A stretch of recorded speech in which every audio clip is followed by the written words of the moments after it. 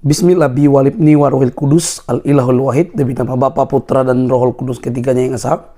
Shalom sahabat yang dikasih oleh Tuhan, berjumpa kembali dengan saya di channel ini. Terima kasih buat teman-teman yang selalu setia mendukung perkembangan channel ini dengan cara subscribe, like, komen, dan share. Tuhan memberkati kita. Sobat yang dikasih oleh Tuhan, lagi-lagi kita akan mencerdaskan banyak orang melalui tayangan-tayangan yang menarik. Dan kali ini ada seorang yang berani menantang debat apologetik Kristen, yang nyata-nyata ketika dia masuk, apa yang dipertanyakan itu dia menjawab lari kemana-mana. Dia begitu bernafsu untuk berdebat, bahkan dengan sengaja minta dan menantang melalui ustadz supaya dia bisa dipertemukan. Tetapi alhasil teman-teman, apa yang ditanya sama sekali tidak ada yang bisa dijawab. Dia hanya merujuk kepada sebuah jawaban yang seharusnya tidak dalam ruang dialog atau dalam ruang debat, tapi itu dalam ruang kebangsaan dan kenegaraan gitu ya.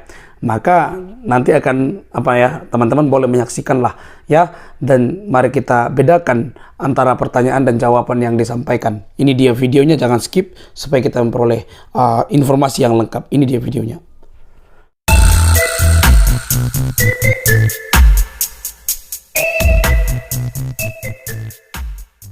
Ketika waktu SMA, saya ngomong-ngomong sama anaknya Ustadz Hisam. Ya, saya SMA di Tegal. Anda yang orang Tegal pasti tahu ya. Ada Ustadz Hisam yang terkenal ya. Lalu anaknya diskusi dengan saya. Terus saya bilang, dia bilang ya, kalau kamu mengasihi umatmu habis loh. Nah, disitulah perbedaannya. Umatmu bertahan dengan cara membunuh. Ya, umat kami bertahan dengan cara mengasihi, sekalipun kami dibunuh, nyatanya nggak habis-habis, malah umatmu banyak yang nyeberang ke kita. Ya, nah ini ada pertanyaan yang bodoh ya saudara ya. Jadi apologetik Islam, misi Yesus gagal mati di tangan tentara Romawi. Ya, banyak orang berpikir misinya Yesus itu kayak Muhammad, ya mau menjadikan semua orang itu agama Kristen, ya mau menjadikan semua orang itu kayak Muhammad agama Islam dengan cara bunuh. Karena Muhammad membacot sampai matinya, membacot dia nggak ada yang percaya saudara. Sampai matinya Muhammad yang ngebacot, nggak ada yang percaya sama Muhammad. Akhirnya dia jengkel, diangkat panang, tak pateni gue. Orang andel mbak aku, kamu udah percaya sama aku, tak paten, tak pentung, kamu tak bunuh, tak perkosa kamu. Mau nggak mau orang takut saudara ya. Dia kemana-mana, bahkan dia ngirim ke Heraklius katanya ya. Menurut legenda, dia ngirim surat ke Heraklius, dia ngancam, kalau kamu nggak mau jadi Islam, kamu tak serang nanti. Nah itu ya saudara ya. Itu bukti ya. Justru kebanggaan Islam, ini bukti ya bahwa Muhammad begini-begini, dia berani nantang Heraklius katanya ya. Tapi disitulah saya berkata, disitulah terbukti ya, Islam itu memang agama yang biadab, tidak pernah bisa disiarkan dengan damai, karena Heraklius nggak mau percaya. Akhirnya suatu ketika 1400 tahun kemudian, 700 tahun kemudian, Islam benar-benar masuk ke Bizantin ya, karena Bizantinnya nggak mau jadi Islam. 700 tahun pemerintahan Islam nggak mau jadi Islam ya, diserang. Bahkan sebelum jadi Islam kan malah perang dulu kan, perang salib dulu kan. Nah ya, terus jadi ceritanya begini. Lalu bagaimana saudara ya caranya iblis itu mengelabui ya? Dia pikir dia menang di kayu salib. Yesusnya disalib, mampus lo, gagal lo. Nah, kata orang Islam kan Yesus gagal kan, udah mati disalib. Salah. Disitulah keberhasilan orang Kristen. Disitulah kemenangannya Yesus, yaitu apa? Taat sampai mati disalib. Karena Yesus bisa saja ngelawan, ya, bisa saja ngelawan. Ya, dia bisa tenangkan badai pun tenang, orang mati aja bangkit, apalagi yang hidup dimatiin gampang. Nah, mujizatnya Yesus, orang mati dibangkitkan. Mujizatnya Muhammad, orang hidup dimatiin saudara ya. Benar nggak? Nah, itu mujizatnya Yesus. Loh, ketawa. Saya serius saudara ya. Saya serius ya. Mujizatnya Yesus adalah orang mati dibangkitkan. Dan Yesus memberikan kuasa kepada para rasul agar orang mati dibangkitkan. Ada amin? Wah, amin. Jangan heboh gitu, tapi memang segala kemuliaan bagi Tuhan, harus heboh ya. Tapi mujizatnya Muhammad, orang lagi hidup baik-baik dimatiin ya. Orang hidup baik-baik, lagi hidup baik-baik dimatiin sama Muhammad saudara. Iya, emang iya ya. Waduh, bener ya, dimatiin ya. Itulah mujizatnya Muhammad. Nggak ada mujizat yang paling terkenal itu Muhammad ya, matiin orang hidup. Bener, saya serius ya, saya serius. Nah kemudian apa yang terjadi saudara? Yesus mati disalib, iblis bersorak-sorai. Ya, orang Islam juga bilang, tuh gagal tuh gagal tuh. Kamu nggak ngerti saudara ya. Itulah ketaatan. Itulah ketaatan seorang anak. Ya, Yesus mencontohkan kepada kita, sekalipun badanmu hancur, ampunilah musuhmu. Sekalipun badanmu hancur, ampunilah musuhmu, karena Justru karena kamu mengampuni musuh-musuhmu, maka dunia akan kamu taklukkan.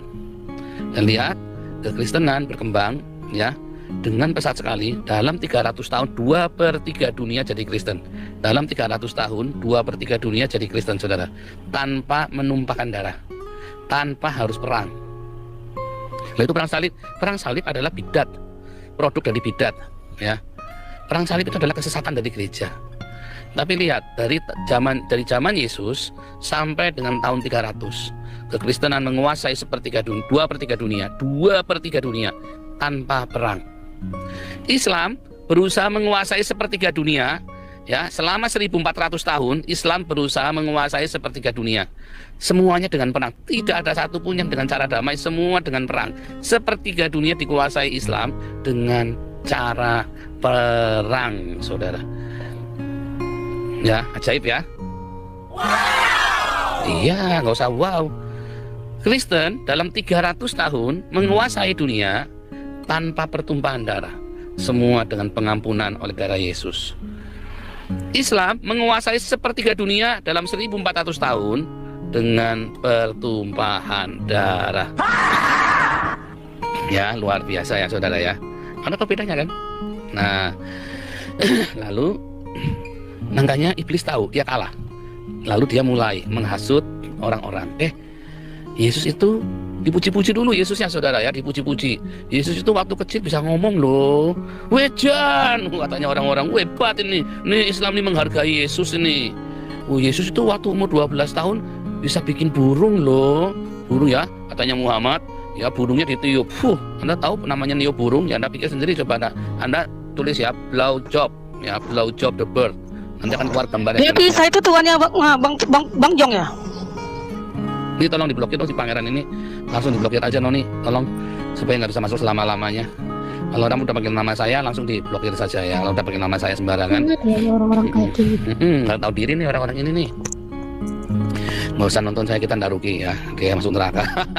Atau dia nggak niat cari kebenaran. Kalau cari kebenaran kasihan, jangan diblokir, jangan di remove. Tapi kalau dia lagi cari kebenaran, ya jangan di remove. Tapi kalau dia sudah begitu kayak tadi, langsung diblokir saja, percuma. Jangan memberikan mutiara ya dan barang berhargamu pada anjing dan babi. Karena mereka itulah anjing-anjing dan babi-babi ya. Oke, kita balik lagi ya. Itu ya, burungnya ya, itu begitu ya. Sama si itu ya, menurut versinya Muhammad mah nggak jauh-jauh dari burung ceritanya, saudara ya. Lalu saudara tahu nggak, di dalam Alkitab itu, di dalam Torah, kamu tidak boleh melayani, kamu tidak boleh bikin mujizat ya, kamu tidak boleh melayani bikin mujizat, kamu tidak boleh mengajar sebelum usiamu 30 tahun, saudara. Ya, di dalam Alkitab. Kan nggak ada larangannya. Iya, nggak ada larangannya, tetapi ada tertulis. Dan tradisi semua bilang di atas 30 tahun mereka melayani. Ya, usia 30 tahun, bilangan 4 ya. Kalau kamu tanya orang Yahudi manapun, usia 30 tahun adalah usia sakral, saudara, untuk dia bisa melayani. Mulai melayani, mulai dia mengajar, mulai ditahbiskan, usia 30 tahun. Ya, sampai dengan hari ini, ya. Nah, kalau Yesus ya itu membuat mujizat sebelum usia 30 tahun, maka kamu harus menunggu Yesus yang lain, saudara. Kamu harus menunggu Mesias yang lain, karena bukan Mesias itu yang dinantikan oleh orang Yahudi. Semua Mesias itu harus menggenapi hukum Taurat dan kitab para nabi. Jadi nggak bisa dia harus langsung dia lagi kecil bisa bicara, atau umur 12 tahun bisa bikin mujizat ya, nggak bisa, saudara ya. Itu ya, ini ada yang bilang Cina PKI tembak mati saja. Tak kasih tahu kamu ya, kamu orang Indonesia, kamu itu utangnya banyak sama Cina PKI ya. Sebentar lagi negaramu itu nanti mata uangnya jadi renminbi itu ya, mata uangmu bukan rupiah lagi, sebentar lagi jadi RMB nanti ya. Percaya saya, kamu nanti jadi renminbi ya, jadi renminbi Cina itu, karena utangmu banyak, nggak sanggup bayar orang Indonesia ya. Mulai tuh jalan tol yang kamu pakai di Jakarta itu yang bikin Cina semua tuh ya, kamu kudu bayar sama Cina itu ya. Kamu semua lihat bandara udara itu, airportnya di Indonesia itu yang bangun Cina PKI itu ya. Cina PKI itu tadi tuh yang mau kamu tembak itu. Kamu lihat nanti kalau ada kerusuhan rasial di Indonesia, kamu pikir itu orang-orang Cina, ada ratusan ribu pekerja migran Cina itu, lihat badannya ya, urat-uratnya ya, kawat semua ya, uratnya ya, itu tentara Cina. Tinggal pakai seragam, selesai kamu. Serius ya, itu orang-orang Cina yang di Indonesia, dia membangun Indonesia, dia investasi, dia kasih kamu uang. Kalau orang-orang Yaman sama orang-orang Arab datang ke Indonesia cuma ngasih sperma saja. Cuma urunan sperma di sana ya. Sama apa, ngirim bom ya, ngirim sperma sama ngirim bom.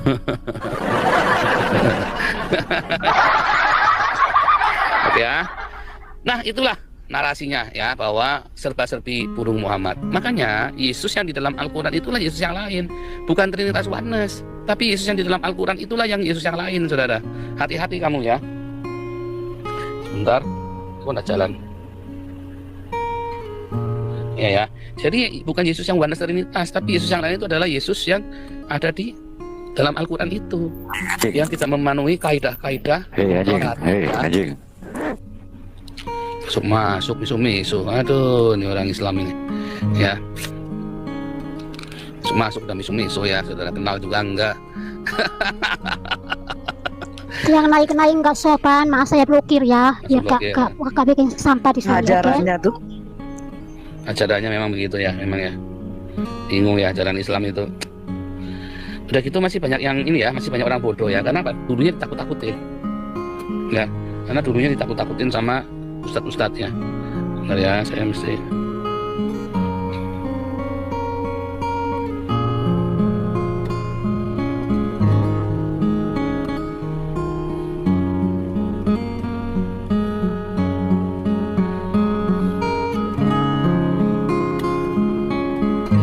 Bentar ya.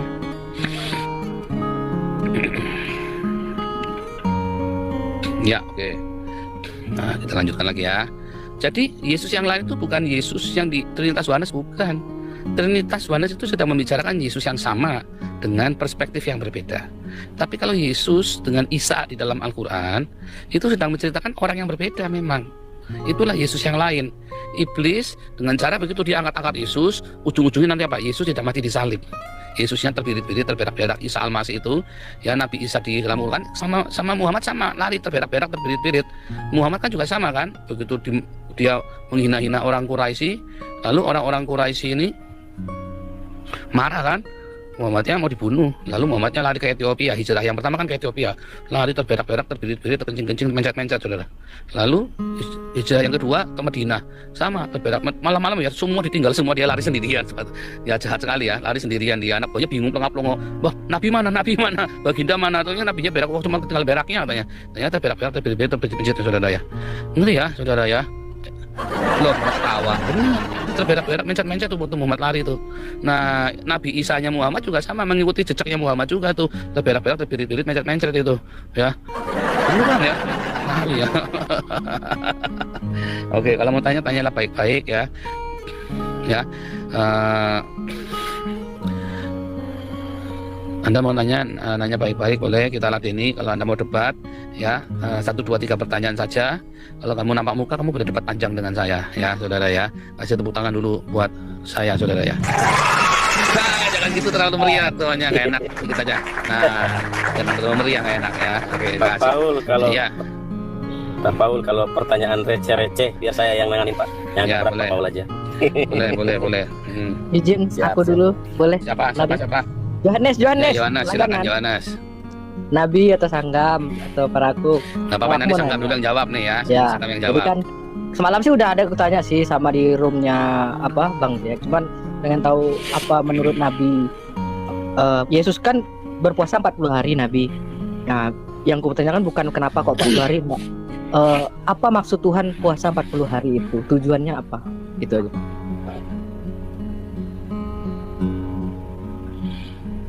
Sanggam mau jawab? Gak tahu Pak, 40 hari kenapa? Oh iya, ini. Boleh aja. Maknanya apa itu Pak? Itu. Angka 4 ya, lihat 40 tahun di padang gurun ya. Lihat Musa usia 40 tahun, lalu dia bunuh itu orang Mesir, lalu dia kabur, 40 tahun dia sembunyi. Ya. Lalu 40 tahun lagi dia di padang gurun. 4 ya. Yesus puasa 40 hari. Musa puasa 40 hari. Ya, di naik Gunung Sinai 40 hari. Nah, angka 4 itu terlepas dari ada 0 di belakangnya, pokoknya angka 4. Ya, itu adalah sebuah gematria, sebuah simbol, numerik simbol. Nah, artinya apa? Itu adalah angka pencobaan atau padang gurun hidup kita. Makanya kamu amatin semua hidup kita, masa-masa kesusahan kita itu pasti kelipatan 4. Kalau kamu 4 tahun bisa lolos, kamu lagi jatuh dalam dosa nih, terus kamu bertobat, dalam 4 tahun kamu akan dipulihkan.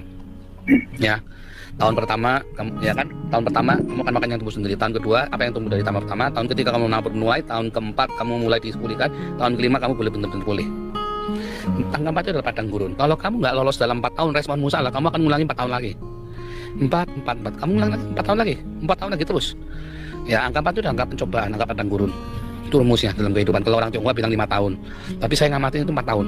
Ya, saya sendiri 4 tahun. 2010, 2013. Ya.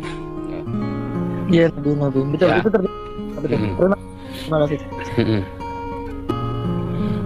Nggak ada hubungannya 4 isi salib ya. Pastor. Ya. Itu saya rasa ketika Yesus itu hidup di dunia ya selama 33,5 tahun. Saya rasa tubuhnya juga tubuh antropomorfis juga ya. Antropomorfis ya maksudnya. Iya, antropomorfis juga ya. Bukan. Kalau antropomorfis itu sifatnya ilahi dia. Thank you Pak Gani. Sedangkan Yesus itu 33,5 tahun tuh harus benar-benar manusia. Kalau antropomorfisme itu kayak Melkisedek gitu loh. Melkisedek itu antropomorfis. Ya, tidak berayat, tidak beribu, tidak berawal dan tidak berakhir kan, tidak punya asal usul kan. Itu antropomorfis itu Melkisedek. Makanya saya percaya Melkisedek itulah antropomorfis dari Yehova sendiri. Makanya Yesus kan keimamannya berdasarkan Melkisedek. Tapi Yesus adalah secara 33,5 tahun benar-benar manusia biasa yang bukan kalau antropomorfis dia nggak perlu lahir dari Maria. Bisa ujuk-ujuk menjelma begitu. Ya. Bisa ujuk-ujuk menjelma kalau antropomorfis. Itu maksudnya seperti yang dimaksud Ramban Nahmanides itu antropomorfis begitu ya. Tetapi tubuh kemuliaan Yesus, nah tubuh kebangkitan Yesus itu antropomorfis. Dia bisa makan tanpa harus metabolisme ya kan. Dia bisa makan ikan tapi bisa nembus tembok. Nah, itu antropomorfis tuh. Antropomorfis ya adalah tubuh manusia rohani, tubuh manusia jasmani dan rohani. Kita nanti dibangkitkan dengan tubuh antropomorfis tuh. Ya, gitu. Sama Namanya pneumatikon soma, tubuh rohania. Ya. lagi terakhir. Sis. Nabi Ya, kan ya. bilang nih pendeta yang nggak berbagi terus memperkaya diri sendiri masuk neraka ya kan? Ya. Kan sedangkan yang di anu itu kan di firman Tuhan kan bilang akan sukar. Kok bisa Nabi langsung bisa neraka tuh patennya gimana? Kan Cuma sukar, nanya kan? Nabi. Sukar. Kalau sukar berarti kan susah sekali kan. Bisa, paling gampang ya lebih gampang masuk neraka daripada lebih masuk surga kan. Kalau susah masuk surga berarti apa? Lebih gampang masuk neraka kan. Dan di mana hartamu berada di situ hatimu ada kan. Benar nggak? Nabi oke. Itu perkara yang mudah sekali itu. Kalau sukar berarti lebih mudah masuk neraka daripada masuk surga kan. Kan cuma ada 2, kita nggak bisa di tengah-tengah gantung atau jadi ganjil pintu surga kan, nggak bisa kan, nggak ada ayat ganjil pintu surga. Itu loh masalahnya. Ini yang 40 hari sebetulnya Sanggam sudah pernah saya jelaskan di Embun Pagi. Kamu nggak rajin sih ikut Embun Pagi, nggak rajin ikutin. Parah. Yang 40 hari itu sudah saya terangkan di Embun Pagi, Pak, Sanggam. Jadi tahu nih Pak. Udah bolak-balik saya ajarkan di Embun Pagi. Iya, Ini Pak, Puji ya. Gemoy rajin ikut Embun Pagi, dia tahu nih. Si Puji Gemoy ini, si Denny nih. Embun Pagi jam 4 pagi waktu Jakarta ya. Di SOM ya 851 7772 4545. Itu doa ya? Tubuh Doa. antropomorfisme. Iya, doa pagi. Doa pagi. Pak Oh. Paul. Ya. Ibu. Tubuh antropomorfisme Yesus itu sesudah penyalipan kan Pak? Ya, setelah Baru kebangkitan. dikenakan kan? Kebangkitan Yesus itu Sepertinya sesudah- adalah antropomorfis Ya, itu. kita ya. Ya, tubuh rohanianya Yesus itu. Iya. Jadi Makanya sebelum bisa makan, bisa makan sebelum tapi bisa kebangkitan nembus benar-benar tembok. tubuh jasmani Pak ya. Jasmani bener SARS, SARS, SARS. Ya kan? Makanya dikatakan di Ibrani 4, dia merasakan kelemahan-kelemahan Ya, kita. ya. Dia bisa merasakan sedih, merasakan takut, merasakan geli, ya kan, masgul, ya kan. Doa pagi itu jam 4 pagi ya waktu Jakarta. Jam 4 pagi waktu Jakarta. Oke, ya itu udah dikasih ya itu ya. 851 7772 4545. Somnya selalu sama tiap hari saya live ya. Ya, buka hadir ya Desmond ya. Saudara-saudara, undang teman-temanmu yang berkekurangan, yang minus hidupnya, yang tidak bisa makan segala macam, suruh rajin Embun Pagi. Bahkan kuota internetnya kita kasih kalau kamu butuh ya. Kalau benar-benar miskin, nggak ada punya kerjaan segala macam ya, benar-benar selama kamu belum bekerja, ya bahkan kuota internetnya pun kita kasih sama sembakonya, ya. Jadi di ini ya, masuk aja. Ya, serius ya, kita kasih ya. Kamu masuk setelah 7 hari kamu ikutin, nanti kamu bilang kamu mengajukan permohonan sembako, kita kirim ya. bukan cuman sembakonya saja, tapi kalau kamu benar-benar minus, Pak saya nggak punya uang buat beli kuota. Ya kuota pertama kamu kasih tahu, kamu bayarin dulu dong. Yang lebih mampu sekarang kamu bayarin dulu nih buat ikut teman pagi seminggu. Setelah itu nanti kita kasih kuota ya. Kalau yang benar-benar membutuhkan ya syaratnya ya. Kenapa? Karena tidak ada orang miskin di antara kita. Nggak boleh ada orang miskin. Orang miskin itu apa definisinya? Orang yang tidak bisa makan, yang tidak punya pakaian, dan yang tidak punya tempat tinggal, itu miskin. Kalau kamu bisa makan, bisa kerja, bisa punya makanan di rumah, bisa beli nasi, kamu punya tempat tinggal, kamu bisa beli pakaian, kamu punya pakaian walaupun bekas, namanya kamu bukan miskin. Hati-hati loh. Ya, cukupkanlah dirimu dengan apa yang ada. Asal ada makanan dan pakaian, cukuplah. Jadi kamu jangan serakah. Ya, jangan kamu ngakalin yayasan, nanti kamu celaka sendiri ya. Jangan ngakali yayasan, kamu sudah cukup tapi kamu masih mau minta sembako karena kamu pengen hidup royal. Hati-hati. Lebih baik kamu malah bersedekah. Nanti Tuhan akan lipat gandakan sedekahmu itu dan membuka periuk nasimu dibuka lebar sama Tuhan. Jadi bertambah. Percaya saya. Ya, kami melakukannya. Semua orang di situ saya ajarin. Kalau nurut, pasti dia akan sukses. Kalau dia tidak nurut, tambah dalam dia nanti. Dia kan ngakalin kan serakah, mau ngakalin ke uangnya yayasan. Uang yayasan itu uang Tuhan. Karena apa? Masyarakat kolektor itu buat Tuhan. Tuhan bilang apa? Supaya ada persediaan makanan di rumahku. Kitalah rumah Tuhan. Ya, kitalah tubuh Kristus. Ya, jadi kalau kamu serakah, mencoba ngakalin, kamu sudah cukup makan pakaian padahal yang punya rumah. Kamu coba ngakalin, kamu nggak tambah bener, tambah hancur kamu. Saya sudah ngelihat ya, saya lihat dengan mata kepala saya sendiri dan komunitas kita. Saya sudah tegur, saya sudah omongin bolak-balik. Jangan serakah, percaya. Kamu sedekah saja yang banyak. Kamu ya ikutin saja. Nanti tiba-tiba kamu naik sendiri perekonomian. Kamu nggak sadar tiba-tiba kamu udah naik. Tiba-tiba kamu sudah mumbul perekonomianmu. Ada yang cepat, ada yang lama. Tapi pasti kamu naik. Ya, kalau kamu rajin sedekah, jangan malah ngakalin uangnya yayasan. Ya, intinya jangan bohong, bener cek. Ya, serius ya itu beneran ya. Itu saksinya sudah banyak. Ya. Oke, berikan kemuliaan bagi Tuhan Yesus Kristus, luar biasa. Ini kalau buat Tuhan harus yang ini ya, yang heboh. Kalau buat saya jangan heboh. Oke, ini saya lagi batuk terus ya. Padahal saya tidurnya cukup, tapi tiba-tiba batuk terus. Oke. Ya, selamat sore. Baik, selamat sore ya. Ya, selamat sore yang baru naik, silakan buka mute-nya. Yang Ibu Nusi atau ya shalom. Ya shalom Pak Dedi. Di kedua 6 ya. Aku biasanya juga aku biasanya ngikutin room abang di di YouTube. Aku sering ikut doa juga di situ. Aku cuman bisa ngedukung dalam doa saja supaya abang tetap kuat, tetap konsisten untuk melayani Tuhan. Karena gimana ya, di tengah dunia yang seperti saat ini yang udah nggak lagi bisa diharapkan, ya kita mengharapkan orang-orang yang kemudian berani lantang bersuara kayak abang ini. Kurang lebih seperti itu saja mungkin dari saya dulu. Ya, jadi benar ya, luar biasa ya. Ayo bersedekah ya, kamu bisa ikut bersedekah di Hagios Embun Pagi ya. Masih di Eropa ya abang ya? Saya di Eropa, saya memang tinggal di sini kan warga negara. Paspor saya paspor merah ya, udah paspor Belanda. Masih di sana ya, luar negeri ya? Oh iya, saya memang paspor Belanda ya. Buat apa juga di sini? Orang hidupnya kita cuma di sini sakit hati doang. Terus ini Lucy ini malah di Singapura, ada yang tinggal di Australia ya. Kita komunitas internasional ya. Kita justru dengan saya di sini saya bisa menjangkau kemana-mana tuh. Efektif sekali tuh pelayanan saya tuh. Sebentar ya, saya harus menyiapkan saya sambil kuliah nanti ya. Malah pelayanan saya bisa kemana-mana tuh. Enggak, kalau saya pribadi gini loh, abang. Aku justru merasa terberkati di situ dengan apa yang kan saya sering ikut di YouTube-nya, kadang di Zoom-nya juga kan saya ikut juga. Saya merasa terberkati dan kemudian apa yang kemudian Anda ungkapkan itu sebenarnya itu benar-benar mewakilkan suara-suara kita, orang yang memang sudah dianggap sampah.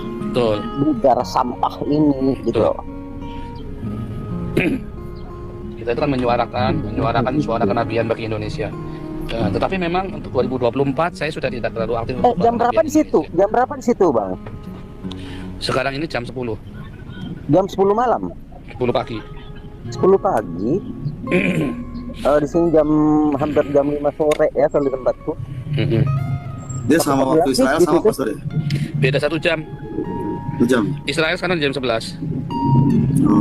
Oh iya, baik. Ini bicara soal Israel nih, Pastor. Abang. Ya. Aku mau nanya dulu, bagaimana pendapat abang nih, ya, abang Pastor nih, terkait dengan polemik yang terjadi saat ini. Bang Deddy suara kecil. Iya, bagaimana maksudnya udah agak lumayan? Enggak? Bagus kok di sini bagus. Bagus. Udah mulai bagus. Iya, baik. Abang Nabi, Abang Nabi, bagaimana pendapat Anda, ya, sebagai seorang pastor juga di situ, gitu kan, terkait dengan polemik yang ada saat ini antara dengan peperangan antara Israel dengan Palestina ini, gitu. Kira-kira bisakah Israel dikalahkan, ataukah saat ini memang waktu Tuhan untuk mengalahkan Israel, dan seperti yang ternubuatkan dalam Alkitab ketika Israel kalah itu dunia akan kiamat, atau bagaimana menurut pendapat Anda? Bisa. Ini 2024 ini Yerusalem damai. Kalau Yerusalem damai maka dunia damai. Jadi 2024 ini justru akan ada masa damai ya di seluruh dunia. Kecuali Indonesia malah chaos. Nubuatan itu sudah saya sampaikan tahun kemarin ya. Jadi 2024 dunia kan damai. Ya, Yerusalem itu damai. Kalau Yerusalem damai, dunia damai. Terus ya coba lihat Houthi kan coba pancing-pancing, nggak bisa pokoknya nggak bisa perang dunia ketiga, itu nggak bisa. Damai mungkin sampai 5 tahun, mungkin ya sampai 5 tahun kita nggak tahu. Habis itu nanti perang dunia ketiga. Sekarang tahun ini Indonesia malah yang chaos nih. Ya, kelihatannya adem-adem itu api dalam sekam, hati-hati. Enggak bakal Indonesianya. Ya nggak apa-apa, itu terserah kamu. Enggak Itu kamu percaya. Ini suara kenabian. Ini udah kelihatan. Kamu mau percaya boleh, mau nggak boleh ya. Semua nubuatan. Begini maksudnya Pastor. Boleh nggak jadi potong? Nggak saya jadi potong ya. Jadi Silakan. ini kan saya bilang saya sudah bernubuat dari 2022, 2023. Semua yang saya nubuatkan di som saya sejak 2020 sampai 2023 belum ada satu pun yang meleset. Dari hukumannya KC, Sambo lepas, ada pendeta mati, si Saifuddin kabur, semua sudah saya nubuatkan semua. Tidak ada satu pun yang meleset. Ini Sangam saksinya itu. Ya ini Puji Gemoy saksinya, semua yang ngikutin som saya tiap hari. Tidak ada satu pun yang meleset. Ya. 2023 saya sudah bernubuat, 2022, 2024 Indonesia chaos. Ya, seluruh dunia aman kecuali Indonesia chaos. Tetapi di dalam chaos itu justru nanti ada kemuliaan buat Indonesia. Kenapa ada kemuliaan? Karena di dalam penderitaan justru nanti tuh orang-orang Kristen akan bertobat dan kembali ya. Kita sudah bilang pendeta-pendeta yang hedonisme, hati-hati kamu. Ya, tetapi nanti di situ ada kemuliaan Tuhan. Mungkin di tengah chaos itu justru malah Indonesia menjadi jaya. Pecah, mungkin pecah. Bisa, tetapi kemudian mereka bersatu dengan kesadaran. Mereka sadar bersatu. Apalagi sekarang Indonesia dipimpin oleh Prabowo yang tidak mengutuki Israel. Ya, satu-satunya yang tidak mengutuki Israel itu capres yang kemarin itu hanya Prabowo dan Gibran. Dua-duanya tidak mengutuki Israel. Bahkan, ya ini info satu, kemenangan Prabowo itu dananya dari Amerika sama dari Israel. Gara-gara Prabowo kemarin buka komunikasi dengan Israel. Nah, Prabowo dia pintar, dia tarik semua pemuda-pemuda Palestina di sekolahin di sini. Tapi dia tidak mengutuki Israel, itu yang benar. Bagaimana kamu bisa mendamaikan Israel dengan Palestina, ya, tanpa harus mengutuki salah satu. Kamu bisa membela Palestina tanpa ngutukin Israel, dan kamu bisa berdamai di Israel dengan tetap memberikan bantuan kemanusiaan kepada Palestina. Itu yang benar, itu namanya politik bebas aktif yang benar, sesuai dengan amanah Pancasila dan Undang-Undang Dasar 45, turut serta dalam perdamaian dunia dan ketertiban dunia ya. Itu sudah ada dalam kuliah Pancasila setiap hari Rabu dengan Pak Jenderal Tobing. Kita selama 4 tahun ya sudah tiap hari Rabu, dulu hari Kamis ya, ada kuliah Pancasila dengan Pak Jenderal Tobing, Kapus Yandra ya, pengajar di Seskoat TNI ya. Itu ya. Jadi percaya saya ya nggak akan meleset. Itu aja ya. Baik Bapak. Saya mau nanya lagi. Tadi sempat dikatakan bahwa kemenangan Prabowo itu adalah merupakan ada sokongan dari Israel dan kemudian Amerika, karena memang salah satu-satunya capres Indonesia yang nggak pernah kemudian menghujat Israel itu adalah Prabowo Subianto. Itu datanya Abang Pastor dapatnya dari mana Abang? Silahkan Bang. Nah, satu dong, jangan tanya dari mana dong, itu kan intelijen. Kamu lihat di som saya itu yang kumpul bukan tukang becak, bukan model orang kayak Nandar, kayak si Samuel Siaan, kayak si Sofiatun yang orang nggak jelas, kayak Bom yang nggak jelas. Di som saya itu yang kumpul itu jenderal-jenderal, Ibu Koni, Kundini, Budiman Sujatmika, ya, Ferdinand Hutapea, Soleman Ponto, Jenderal Toping. Kamu bayangin aja orang macam apa yang nonton somnya kita. Ya, bahkan setiap kali kita bahas hari ini, besok pasti dalam seminggu tiba-tiba negara bikin sesuatu. Ya, apa yang kita bahas hari ini itu Mabes TNI, Istana Negara, Mabes Polri, ya, Polda itu nguping. Bahkan intelijen di Eropa mereka dengarkan. Ya. Saya ini kan DPO politik, ya. Izin mau nyambung Pak Paul, menarik Pak. Ya. Satu lagi, profesor saya di Haifa itu anggota Knesset, ya. Knesset itu DPR-nya Israel, ya. Itu dosen-dosen saya. Nah, itu saja. Saya nggak usah perlu dari siapanya. Oke, baik. Harus tahu dari situ juga. Tapi karena ada pertanyaan. Tapi begini Abang Pastor, yang aku mau nanya lagi ini loh Abang Pastor. Tapi hari ini saya nggak mau cerita politik. Kalau kamu mau cerita politik, kalau kamu cerita politik malam saja. Kalau pagi kita ceritanya apologetika saja. Gini, ya, kita fokus. Karena kita fokus. Kalau pagi kita ceritanya apologetika. Kalau malam, karena sudah ada. Kalau pagi ini orang-orang nggak suka politik. Kalau malam orang-orang yang suka agama. Jadi saya harus bedain. Bukan Abang, ya. Bukan Abang Pastor. Nggak, kamu malam aja. Nanyanya malam aja ya. Nanyanya malam aja. Oke. Aturan Abang. Yang lainnya lanjut, yang Ini lainnya. harus ikutan aturan ya teman-teman ya. Aturan ya. Soalnya nggak semua orang senang cerita politik. Nanti bosan di sini ya politik Iya. lagi ya. Bosan. Ada ribut. Lanjut. Politik itu di mana-mana ribut. Iya, yang mau bicara silakan. Iya. Salam Bu Lucy. Silakan, Bu. Kecuali berdua tadi.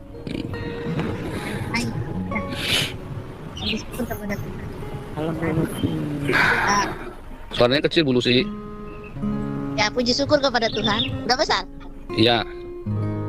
Ya, karena di sini di mana-mana saja Bapak Pastor live itu adalah mencerdaskan semua kita di muka bumi ini khususnya ya. Karena hanya Dia yang boleh seperti ini ya, membuka minda kita supaya kita cerdas. Kalau yang ngeyel itu tambah bodoh dia, ya. Jadi kalau kita ikut embun pagi, ikut apologet, apalagi kalau ikut kelas-kelas ya, dia membuka kelas sampai university S1. Dan kalau kita ikut Bapak Pastor Paul, pasti kita akan cerdas, akan bijaksana, punya hikmat dari Tuhan, dan berendah hati di hadapan Tuhan ya. Jangan melawan hamba-hamba Tuhan yang sungguh-sungguh setia taat kepada Tuhan. Ya, itu saja dari saya. Luar biasa. Ikutin kelas-kelas kita ya. Kita ada kelas evangelis, kelas apologetik, kelas apostolik, kelas profetik ya, menjawab Islam, dan juga ada Hagios Bible College setara S1. Nanti tahun depan kita buka setara S2 ya. Abang Pastor, mohon maaf, mohon izin saya ngerocos lagi. Ini mau nanya dulu nih Abang Pastor, karena memang ini kan apologet ya. Di sini untuk apologet. Gini Abang, saya mau nanya dulu. Sebenarnya baptisan yang benar itu rantiso apa baptiso? Silakan Abang. Rantiso atau baptiso? Baptiso dong. Udah cerita kan baptiso tulisannya. Dengan dalil Nggak ada tulisannya baptiso, bukan dengan memang tulisannya baptiso. Ya, jadi kalau misalnya ada yang bilang begini Abang Pastor, ada yang bilang kayak gini, ada yang bilang oh beta sudah ini udah sampai ke bahasa daerah, aku udah di baptis percik gitu lah. Aku kan pernah ngomong ke orang gini, loh di mana ada ketemu tata bahasa baptis sama percik, nggak kena. Aku bilang kayak gitu karena itu sama kayak tenggelamkan percik, nggak ada itu. Aku bilang kayak gitu. Apa itu benar sih menurut nanti Pastor? coba Sanggam disetelangkan, Sanggam. Iya. Jadi lupa saya ini Pak. Yang benar ya ditenggelamkan kalau baptiso ya. Apa? Nah, ini kamu salah nih. Salah ya. Udah Kata baptiso artinya dimandi, dicuci. Bukan tenggelam. Kalau tenggelam, bapto. Nah, contohnya di Markus 7 ya, ayat 8 kalau nggak salah ya, ayat 7 8. Oke, Markus 7 itu yang tentang mencuci tangan itu ya, mencuci tangan dan membasuh peralatan makan. Ya, itu menggunakan kata baptiso. Orang Yahudi membaptis peralatan makannya dan membaptis tangannya. Apakah maksudnya menenggelamkan? Kamu lihat caranya orang Yahudi membaptis, ya. Saya kan kalau hari Sabat, profesor kami ada beberapa profesor ya. Memang kami diwajibkan pergi ke sinagog. Jadi hari Sabat kami pergi ke sinagog karena memang kuliah saya adalah kuliah Judaism ya, Jewish Israel study. Jadi kita belajar Judaism tiap Sabtu, tidak setiap hari Sabtu ya, tetapi setiap sebulan sekali, atau kalau ada hari raya khusus kita diwajibkan untuk datang sebagai observer. Lalu pulang dari sinagog, maka ada salah seorang dosen kami, mereka semua rabai, dosen-dosen saya itu semua rabai, ngajak kami makan. Lalu dia ngasih tahu, ini loh caranya baptiso ya, dia cuci makan begitu ya, cuci tangan, bukan ditenggelamkan tapi cuci di bawah keran. Nah ya, artinya itu jadi tidak salah ketika orang Kristen menggerucuk kepala waktu kecil, waktu membaptis itu dengan digerucuk kepalanya. Ada 3 cara, yaitu 1 di air yang mengalir di sungai, ya. 2 di kolam, ya. 3 kalau nggak ada air sama sekali di situ, ya, adanya di rumah dan rumahnya jauh dari sungai, dari kolam, ya di rumah dikerucuk kepalanya pakai buyung itu ya, pakai guci itu ya. Jadi 3 cara itu yang benar ya. Jelas. Jadi yang kata baptiso itu artinya makanya orang GKI bagus ya, permandian. Nah, kamu sudah dipermandikan belum? Karena artinya baptiso itu mencuci, wash atau mandi, sama ya. Itu ya yang benar ya. Prakteknya juga sama. Ayat-ayatnya dipraktekkannya dengan mencuci. Dan orang Yahudi kalau mencuci ya digerucuk di air keran. Gitu ya. Itu ya. Oke, lanjut lagi. Nah, mungkin yang lain dinaikkan. Jawab dikit ya. Ya boleh. Jadi sebenarnya Tuhan itu lebih melihat ke hati kita, teman-teman ya, saudara-saudara ya. Tuhan tuh melihat ke hati kita. Makanya kan ketika penjahat di sebelah kiri Tuhan Yesus itu Tuhan lihat hatinya. Makanya dia bilang, sejak hari ini kau sudah bersama-sama dengan aku di Firdaus. Jadi pembaptisan itu kan sebuah tanda bahwa kita itu percaya. Nah, saya bilang sekalipun kamu dibaptis, diselam, ditenggelamin lagi, diangkat lagi, diselam lagi, ditenggelamin lagi, diangkat lagi, kalau memang hatinya nggak bersunat hati, itu sama juga bohong. Gitu loh saya maksud. Nah makanya saya bilang kalau mau benar-benar bertobat, mungkin terakhir dibaptisnya pakai air keras aja gitu Pak Sotol ya. Jangan, kasihan. Ini saya tambahkan ya. Ini saya tambahkan ya, ada yang penting tadi ya. Jadi begini. Apakah orang yang disalib bersama dengan Yesus, kan dia terima Yesus sebagai Tuhan Guru, Tuhan ingatlah aku kalau engkau ada di Taman Firdaus. Nah, loh kok Yesus berkata kepada ini juga engkau bersama dengan aku di Taman Firdaus, lo belum dibaptis lo ini. Apakah betul belum dibaptis? Salah. Penjahat yang disebut penjahat di sebelah Yesus itu bukan pemerkosa loh. Ya, ingat, salib itu bukan hukuman bagi pemerkosa. Salib itu adalah hukuman bagi orang yang subversif, makar kepada pemerintah Roma. Makanya salib itu ya, Yesus itu disalib bukan dirancang pakai batu. Ya, karena Yesus tidak melakukan penistaan agama, tetapi Yesus disalibkan karena dia mengklaim dirinya adalah raja dan orang-orang memanggil dia anak Daud. Makanya hukumannya adalah hukuman subversif ya. Nah, kemudian penjahat di sebelah Yesus dengan sendirinya disalib karena subversif, bukan karena pemerkosa ya. Nah, Yesus Barabas itu adalah pemimpin dari 2 orang ini. Yesus Barabas itu menurut tradisi dalam sebentar ya, saya lupa ya bukunya ya, namanya Yosefus ya, bukan Yosefus, sebentar ya. Mungkin Yesus Barabas itu adalah salah satu pemimpin dari orang Zelot, salah satu komandan orang Zelot. Jadi pejuang sucinya orang Yahudi, atau apa kalau dalam bahasa Islam itu jihadisnya. Nah, mereka sebelum berangkat perang, sebelum mereka berjihad ya, sebelum mereka jadi syahid itu, jadi Zelot, mereka itu dibaptis dulu. Ya. Jadi sudah dibaptis dengan baptisan Yohanes. Ya, karena saat itu yang umum yang membaptis ya adalah Yohanes. Jadi mereka sudah dibaptis otomatis dengan karena dikatakan apa, seluruh orang di Yudea dibaptis oleh Yohanes. Jadi kita sudah tahu bahwa orang ini pasti sudah dibaptis karena dia adalah pejuang suci. Lihat Daud waktu di Nob, ditanya sama Amnon, kamu boleh makan roti dari kemah suci ini asal kamu tidak berhubungan dengan wanita. Oh enggak, kami ini dalam siap perang, kami itu harus mentahirkan diri kami. Nah itu ya, jadi sudah dibaptis ya. Mengapa baptisan? Karena baptisan itu adalah saksi. 1 Yohanes 5 ayat 8, bukan ayat 7 ya, tapi ayat 8. Air, roh, dan darah. Ya, itu air, roh, dan darah itu nanti saksinya kita. Jadi harus dibaptis, harus dengan air, tidak boleh dengan pasir, tidak boleh dengan bendera, harus dengan air. Karena air itu adalah saksi. Kemudian air itu ada di alam jasmania dan di alam rohania. Di surga di langit dan bumi yang baru masih disebutkan air. Ya. Jadi air itu adalah saksi. Gitu ya. Air, roh, air, darah dan roh. Air baptisan air, darah Yesus dan Roh Kudus. Ya, itu penting sekali ya. Oke, lanjut lagi. Siapa lagi nih Noni? Ini ada Kenzo tadi ya. Itu Kenzo apa Tony Ardi nih? Yang mau nanya boleh Selamat tapi sore Kenzo atau Tony, selamat sore ya. Silakan. Silakan. Ini ada sedikit pertanyaan mau nanya nih Pastor. Ya, tentang Tony. Yohanes 10:30 sama Yohanes 17:21 Pastor. Mungkin mohon penjelasannya secara detail. Aku dan Bapak adalah satu dan muridnya juga satu gitu. Makna menjadi satunya perbedaannya di mana gitu. Ya. Aku dan Bapak satu itu bukan berarti Yesus adalah Bapak. Karena ketika Yesus berkata aku dan para muridnya jadi satu kan bukan berarti kita adalah Yesus kan. Tetapi roh Yesus di dalam kita kan. Roh Yesus kan Roh Kudus kan. Aku di dalam Bapa, Bapa di dalam apa? Bapa di dalam aku kata Yesus dan aku di dalam Bapa. Artinya roh Bapa di dalam Yesus dan Bapa itu maha besar. Ya kan? Jadi itu sama seperti ya kamu naruh ini ya, misalnya ini ya, ini kan gelas. Ya kan? Ini kan gelas, ini kan tempatnya lebih besar nih. Ya, ini ada airnya nih. Aku dalam Bapa dalam aku nih, gelas ini masukin ke dalamnya ini potnya, ya.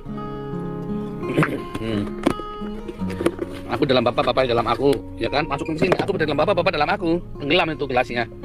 Ya kan? Nah, artinya kenapa? Karena roh Bapa kan maha besar. Dan roh Bapa kan ada di dalam Yesus. Yohanes 10:30. Ya kan? Terus tadi Yohanes 17:21 doa Yesus pada muridnya itu. Ya kan? Aku dalam para murid-muridnya dan muridnya ada dalam Yesus kan. Karena ada Roh Kudus kan. Itu ya, Roh Kudus Yesus dan cintanya Yesus. Kalau muridnya bisa analoginya sama seperti itu gak yang masuk ke dalam Bapa itu? Nanti saya lupa ya Yohanes sebentar ayatnya nggak ada lagi di dalam 1 Yohanes atau di mana itu ya, atau saya lupa ya. Jadi Bapa di dalam kita bisa. Setelah apa? Setelah penyalipan. Bapa di dalam kita. Kenapa? Karena Roh Kudus itu adalah roh Bapa sendiri kan. Bapa segala roh kan. Bapa di dalam kita, dan ingat, Ia adalah Bapa segala roh. Ketika Roh Kudus ada di dalam kita dan Roh Kudus adalah Allah sendiri kan surga nggak kosong. Itu kan Bapa segala roh.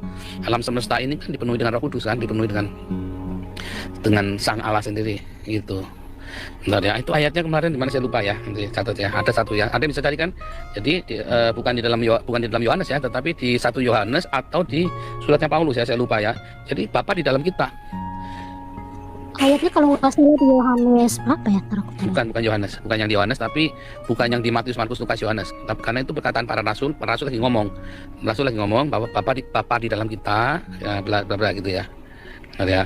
Saya mesti nyari ya. Dulu saya ingat ya. Bapa di dalam kita, bentar ya. Bapa di dalam kita, sebentar ya. Atau apa bunyinya saya lupa ya. Pokoknya itu nanti dia cari ya. Gitu ya.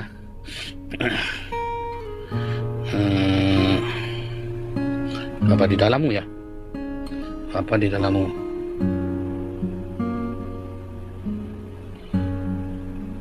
Ya udah lanjut ya, lanjut dulu ya. Ya, lanjut. Ada yang kok Nabi kok banyak lupa ya, nabanya juga orang banyak bekerja. Boleh. Yohanes 14 Jadi apa Lucy? Yohanes 14 ayat 10. Bukan di Matius, Markus, Lukas, Yohanes, bukan. Ya, itu satu-satunya ayat yang berkata Bapa bisa di dalam kita, ya, di dalam orang percaya. Ya. Thank you. Ya. Terakhir, yang mau saya tanya, apakah Joshua bin Nun itu termasuk seorang nabi, Pastor? Yosua bin Nun. Ya, Yosua bin Nun kalau menurut orang Yahudi nabi. Ya, gitu ya. Tapi kalau di Alkitab nggak ada tertulis ya kalau dia seorang nabi ya gitu. Yosua. Nah, tetapi nabi itu kan kalau dia mengalami perjumpaan dengan malaikat, terus ketemu, dia ngobrol-ngobrol dan diberi tugas memimpin umat, maka dia disebut nabi. Ya kan? Tapi kalau di dalam Yahudi itu dia kalau masuk Musa, lah ya, Musa gimana Musa? Musa nabi juga bukan ya? Ada tertulis Musa juga nabi, ya, ada tertulis seorang nabi seperti kamu. Ya? Iya. Ada di Ulangan atau Bilangan tuh. Iya. Oke. Udah itu aja Pastor. Thank you ya Pastor. Iya. Nih, ya, ada 1 Yohanes 2. Ya. Bukan ya, 1 Yohanes 2 bukan ya. Ini ada 1 Yohanes 2 nya beda lagi. Aku menulis padamu ya anak-anak, kamu mengenal Bapa. Aku menulis pada kamu Bapa, kamu mengenal Dia yang ada di mulanya. Aku menulis pada kamu orang muda karena kamu kuat dan firman Allah yang di dalam kamu. Bukannya itu firman Allah ya. Tapi bilang ada Bapa dan di dalam kamu karena Bapa ada di dalammu. Ya. Dan ya, kan ada ya Bapa di dalammu, dan itu ayat yang sangat kuat sekali. Berarti ketika kita bicara Roh Kudus di dalam kita, itu Bapa di dalam kita. Ya.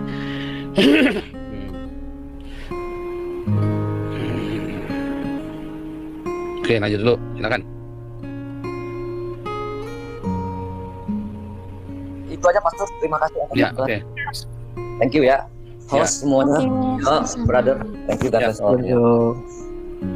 Oke, yang mau naik bertanya silakan request di bawah ya. Mau dari Muslim atau dari Kristen mau bertanya juga boleh. Nabi. Oke, kita terima dulu. Putra Dayak. Silakan. Oke, shalom. Iya, selamat sore Putra Dayak. Halo. Ya, shalom. Iya, shalom. Mau bertanya apa, Bang? Aku mau bertanya, Kak. Iya, boleh. Izin nggak, Kak? Iya, silakan boleh. Iya, silakan. Ibuku sakit ya, maaf ya. Ini aku cerita jujur ya, lillahi ta'ala. Atau dalam Kristen, Buddha, atau iya, kalau kita kan beda agama, maaf. Kalau aku maaf Kristen ya. Iya, betul. Kalau aku Kristen, kalau ibu aku Islam sama orang tua aku. Kenapa aku jadi Kristen? Kenapa kamu jadi Kristen? Siapa yang mau jawab nih? Bang Sadap silakan jawab atau Bang Jack? Maksudnya enggak, belum selesai. Aku bertanya, Kak. Masih panjang itu. Ya, maaf, Kak. Aku potong, Kak. Aku belum bertanya, Kak. Ini aku bertanya ya. Boleh. Iya, silakan. Oh, halo semuanya, aku dari Kalimantan Tengah, Kabupaten Pulang Pisau. Aku jujur ya, Kabupaten Pulang Pisau. Ya, langsung aja pertanyaannya. Iya, silakan. Pertanyaan apa? Ulang. Ya, diulang terus. Pertanyaan aku ya. Ya maaf, aku bukannya ngulang ya, Kak. Ya udah langsung aja, Bang. Nah, ini aku tanya ya, Kak. Dengar ya. Astaga. Boleh. Ini dengar ya. Boleh nggak aku? Iya, boleh, silakan. Boleh nggak aku megang ibuku? Seandainya. Ya Allah. Seandainya ini loh. Lanjut, Bro. Seandainya, dengar. Seandainya ibuku meninggal, boleh nggak aku memegang mayatnya? Karena aku beda agama sama ibuku. Boleh, aku cuma nggak boleh. itu. Masa ibumu Aku nggak bertanya boleh itu. hanya beda agama, nggak boleh pegang ibumu saat dia meninggal? Kan aneh. Ibuku Islam, Kak. Aku Kristen. Terus masalahnya apa? Boleh. Enggak, aku bertanya. Boleh. Jawabannya adalah boleh. Boleh. Bang, kau mandikan pun boleh, kau kuburkan boleh, kau kafani pun boleh. Boleh. Itu kamu. Tapi kenapa aku dihina, Kak? Siapa yang menghina kamu? Kurang ajar sekali. Siapa yang menghina? Tetangga. Oh, nggak boleh, kurang ajar itu tetangganya. Itu kan ibu kamu. Ibu kamu, tetangga punya hak apa sama ibu kamu? Ngasih makan enggak? Ya kan? Itu ibu kamu, pertahankan ya. Bahkan kamu harus memakamkan dengan layak. Dimakamkan dengan layak semua. Ya, jangan boleh diambil sama orang Islam, jangan boleh diambil sama orang lain. Itu adalah hak kamu sebagai anaknya dan kewajiban kamu sebagai anaknya untuk untuk merawat jenazah itu sampai dimakamkan. Ya. Iya, ini saya apa tuh keponakannya. Biar biar lebih jelas gini ya, Mas atau Mbak. Ya. Soalnya di sini kan mungkin ya saya bilang mayoritas atau gimana ya. Tahu. Nggak tahu juga. Masalah ini kan agamanya beda. Kata orang sini, kalau kita beda agama, kita nggak seandainya ini ya, bukannya mendoakan orang tua ya. Kita sebagai kan beda agama sudah. Apa bisa gitu? Kata orang sini juga. Boleh. Oh, ya. Itu kan haknya kamu. Untuk orang lain jangan ngurusin. Ya. Iya, itu kan haknya kamu. Dan itu terjadi dengan beberapa orang. Ada orang-orang Kristen yang dimualafkan sama si Ani Christian Mualaf Center. Lalu waktu mati, ini kan ditaruh di cengben, kan ditaruh di rumah duka, direbut sama si Ani itu. Direbut malah orang yang keluarganya malah mau digorok sama si Ani. Mau direbut mayatnya, keluarganya mau digorok sama Ani. Sama si Mualaf Center. Itu jahat sekali, kamu bisa lapor polisi tuh. Ya. Ngeri banget ya. Enggak, di sini Pak, ada yang pernah sih mengalami di kampung saya ini. Ada yang beda agama kan sama orang tua. Dia kan ini nikah sama orang, si ceweknya kan beda agama kan, beda keyakinan. Si ceweknya Kristen, si cowoknya Islam. Terus ibunya kan meninggal, dia sama sekali nggak bisa loh megang orang tuanya sendiri. Ya jahat itu, ya jahat ya. Dan buat putra Dayak ya, ibu kamu yang ngelahirin kamu. Iya, Ya itu susah sih. payah untuk ngelahirin kamu, masa nggak boleh gitu kan, itu keterlaluan banget. Ini contoh ya, Johnny Indo itu kawan kita. Johnny Indo itu, Johnny Indo kan dulu Kristen, Johnny Indo kemudian Kristen terus diislamkan jadi ustadz. Kemudian dia sakit, akhirnya kembali ke istrinya yang Kristen. Akhirnya dia dirawat sama istrinya sama anaknya, ya. Terus waktu meninggal direbut sama FPI itu mayatnya Johnny Indo. Mau digorok tuh keluarganya tuh, nggak boleh pegang, nggak boleh apa. Ya kalau saya jadi keluarganya tak usir itu orang itu. Nah, kenapa? Karena itu keluarga saya, itu ayah kandung saya kan. Iya benar Ya. sih sebenarnya seperti itu. Yang kita ya kan sebagai itu kan manusiawi, kita kan Iya namanya dong. juga orang sendiri. Kita kan pengen terakhir memeluk ibu kita, ayah kita yang meninggal itu kan kita pengen peluk kan. Yang gini yang lagi dipertanyakan tuh Pak, takutnya makanya ini kan pengalaman supaya jelas gitu. Di mana-mana saya bertanya kan jawabannya nggak boleh gitu. Kan beda agama nggak boleh, haram katanya hukumnya. Boleh. Boleh ya, boleh. Boleh ya. Nggak Sama urusan manusiawi ya. Itu keluargamu, iya. Iya benar. Itu kalau benar. bilang nanti Allahnya gini, Allahnya compong gitu. Allah compong, Allah gila itu. Tapi ini beda Pak Paul. Ada yang konteksnya beda Pak Paul. Jadi ini dari dulu orang tuanya Muslim, terus anaknya Kristen, ada yang taping. Emang di Nggak daerah kita nggak urusan, boleh, Pak. Jadi nggak urusan. dari Oke ajaran itu mereka. adalah orang tua kandungnya yang punya hak adalah Bagaimana? keluarganya. Iya, Nggak orang tua urusan. yang ngelahirin masa nggak boleh kan, Oh. keterlaluan banget. Ya siapa tahu kan urusan. pendapat orang itu. Oh, gitu. Pendapat orang itu kan kalau kita sebagai manusia ya nggak tega Iya, banget nggak ya. urusan ya. Kalau sama agama ya nggak tahu juga kan beda gitu. Sama kata mungkin orang Itu nggak boleh. Maksudnya itu orang tua kamu sendiri ya. Jadi apapun buruknya itu orang tua kamu itu paling Iya penting. dong. Utama itu adalah Putra Dayak, kalau kamu sayang sama mamamu, apapun yang terjadi seluruh kampung pun yang ngeroyok kamu rela, ya. Itu Ini orang Dayak yang nih, Bulus ini terakhir orang buat Dayak kamu. nih. Ini orang Dayak nih, Bulus ini. Jadi saya sudah menghadapi orang kampung loh. Saya dulu Iya, Bu. ayah saya orang percaya, saya mau di tempat orang percaya. Jadi orang kampung tuh marah. Ya biarlah kamu marah, kamu tunjukkan kemarahanmu. Yang penting aku menunjukkan bahwa saya sudah lahir baru, bilang sama mereka. Mereka takut. Jadi kamu laki ya, kamu laki-laki. Iya. Maria. Ya, jadi kamu harus sayanglah sama ibumu walaupun apapun dia. Kamu Pasti. nangis sekuat-kuatnya kamu. Ini Yang saya ibuku. ya, Ya, oke. Jangan takut. yang Ya, saya takutin itu tunjukkan yang kamu saya orang takutin itu percaya ya, bahwa ada Tuhan Yesus besertamu. yang Ya. banyak kan terjadi gitu di kampung ini. Mas Bapak, ada tadi ayat yang Bapak cari tadi. Apa itu Bulus? Pokoknya Ayat 1 coba Pak. Bukan. Bukan. Kukunya bukan Memang sebentar dulu, teman-teman. Memang normalnya ini sih nggak bisa orang tua dan anak dipisahkan agama. Tapi solusi detailnya gimana Pak? Ini artinya mereka yang mayoritas banyak di sana. Andai kata itu terjadi, apa yang mereka lakukan kalau mereka cuma sedikit? Begitu Ya, Pak. Langsung real oke, aja, Pak. sudah menikah langsung sudah meninggal langsung dimandiin aja, langsung di ini kan. Ya kan, langsung diupacarin sendiri, acara adat aja. Ya. Makanya gunanya acara adat itu begitu. Kami dulu ya, saya ya opa itu masih Konghucu. Kita itu Kristen semua anak-anaknya. Nah, waktu meninggal dengan cara apa ya, kita dengan cara adat ya. Itu dengan cara adat, kita nggak mau dengan apa namanya, dengan cara-cara lain. Terus ada yang bilang sudah diislamkan segala macam, kita nggak mau. Katanya ada yang ngomong sudah diislamkan, enggak, kita pakai cara adat aja. Udah nggak bisa apa-apa itu orang-orang Islam. Katanya sudah diislamkan, katanya kan kita mana tahu. Gitu aja. Kalau saya sih gitu ya. Kalau Tuhan Kristen berani, ya kita lawan. Lapor polisi, kita menang, minta penjagaan semua. Ini kita ada kematian, tolong ini supaya jangan diganggu. Gitu ya.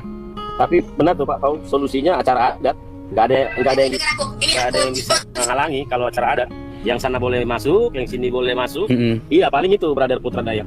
Usahakan acara adat, dan itu orang tuamu. Sebenarnya agama apapun tak boleh memisahkan orang tua, yang satu darah. Itu mah kebangetan ajaran seperti itu. Makanya kita Iya, pakai acara adat, Konghucu udah.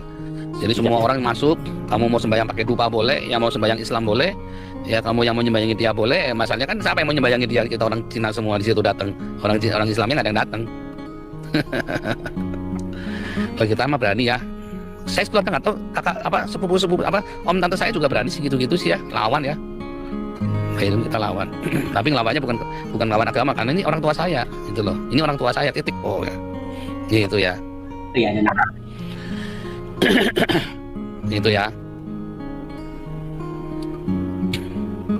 Oke, ini ada satu lagi. Bang Putra Dayak ada lagi, Bang? Putra Dayak gimana? Oh ya, Itu Putra selesai Dayak kalau atau- butuh bantuan ini hukum, kamu hubungi LPH Gios, catat nomor teleponnya. Catat nomor teleponnya. Kamu tinggal di mana? Di Kalimantan, tapi ya kita susah juga. Kalau kamu butuh bantuan hukum, kamu bilang lapor ke LPH Gios. Catat aja tuh ya. LPH Gios 0877 5758 1717. Ya, lanjut. Siapa nih? Iya, Ini ada silakan. Luka Tambunan. Kata dulu. Apa Pak Luka di mute dulu. Ramai banget ya, itu kan. Age mau ikut diskusi Age. Silakan Age. Malam Pak Paul. Malam Age. Saya kemarin tuh masih penasaran dengan tausiahnya Nabi. Yang mana?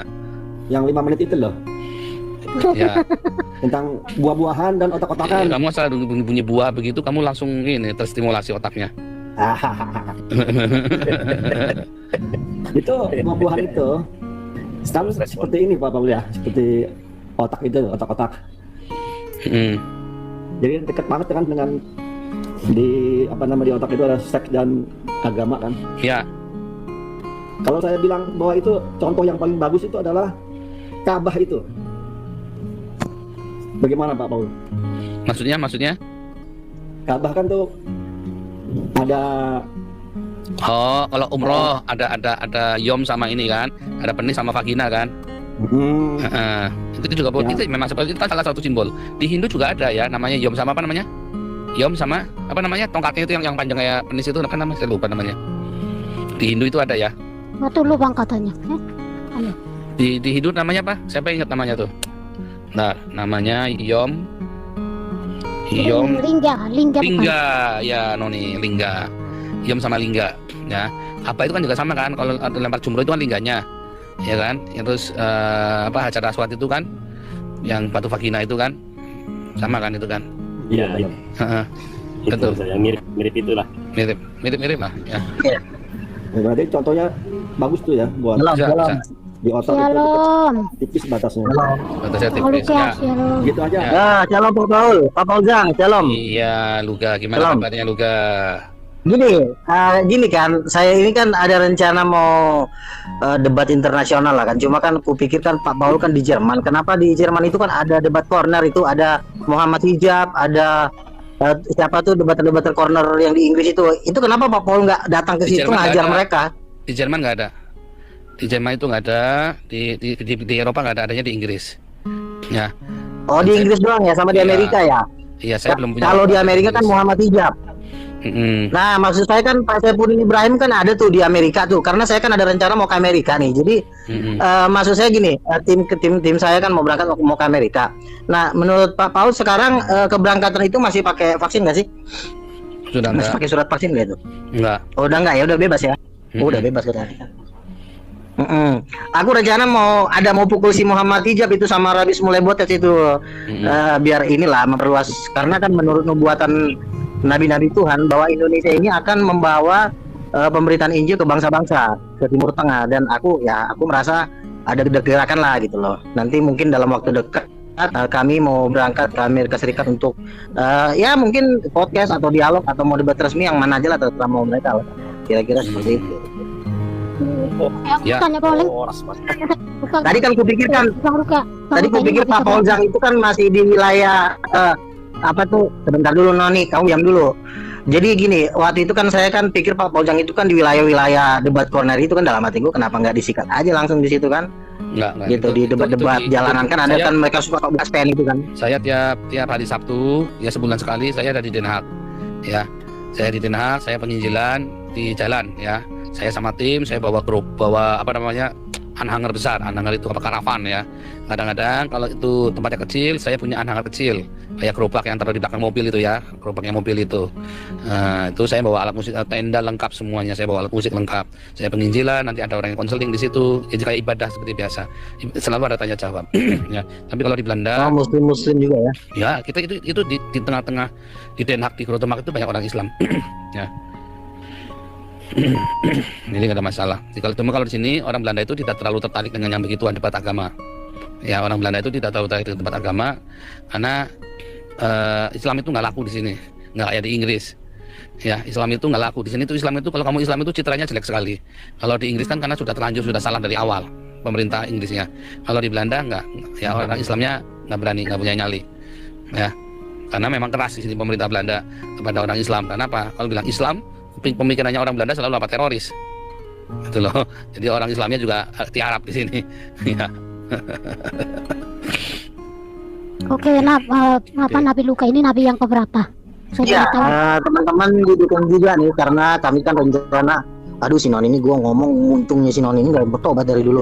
Nah, jadi saya kan ada rencana mau debat internasional. Kita dukung-dukung bareng-bareng lah. Non ini kan moderatornya saya di sini. Enggak, dari dulu memang dia ini kayak begini. Ya, jangan gitu. Gimana saya ngomong, selalu aja motong-motong. Oke, kita aja Pak Paul ya. Nah, biasa itu Mas, saya sama Non ini biasa itu. Ya, sini jangan, kita saling menghormati ya. Yang biasa di tempatmu jangan dibawa kemari. Oke, lanjut. Ini ada siapa tadi? Yohanes A atau Singa Yehuda? Yohanes A atau Singa Yehuda nih? Tap-tapnya kok hilang nih, tap-tapnya nih. Waduh. Si Ang mau bicara lagi. Ya, si Ang kan lanjutin tadi. Kalau udah, Yohanes A dulu. Iya, Ya, Yohanes dulu aja deh. Sedikit aja Pak. Ya. Mungkin ayat tadi yang Bapak Paul mau lihat itu mungkin 1 Korintus 2 ayat 12. 1 Korintus 2 ayat 12 ya.